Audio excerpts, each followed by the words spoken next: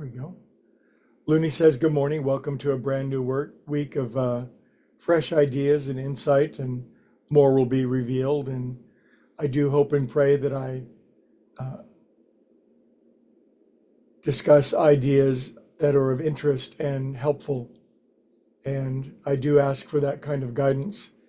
But the topic this week I thought I might address may not be the most pleasant one, but wouldn't it be nice in life if we just moved from victory to victory? We were just in a constant march from one success to one triumph to one great, glorious experience after the next. That would be weird. It would be different, wouldn't it? Because I don't know about you guys, but I am not mistake free yet. Are you? Just curious. And so the issue seems to not be, will I find myself in a position where I won't make errors or mistakes again? But the question is, how will I respond to them? And it seems to be a big thing, because since failure seems to be inevitable in life and we're going to make mistakes and we're not perfect people, the question is, what do we do when we make them?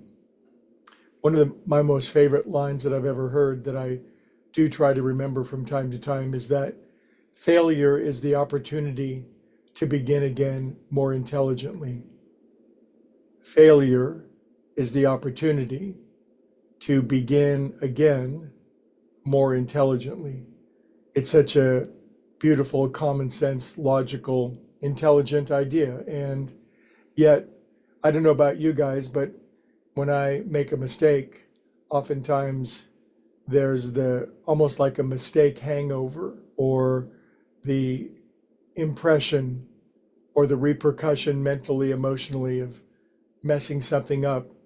And then the question is, how much of that, how long does that last?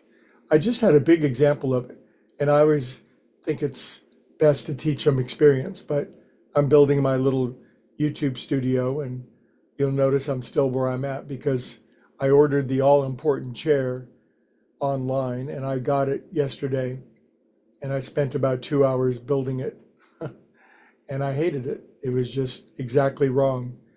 And my initial response to that big mistake was suboptimal. It was not just the instant realization that now I've got an opportunity to begin again more intelligently. There was just a host of mental and emotional repercussion, and it was not easy. There was a lot of self-acrimony, and what are you thinking buying a piece of furniture online, and then you got to pack it back up, and maybe I've got to pay for the shipping, and it's 2 giant boxes and they don't fit in my car, and it was discouraged. The word was discouraging. And so I guess that's the problem. That would be the worst thing that could happen when we fail at something, is that we would become discouraged. Now, I guess discouragement comes in 2 qualities.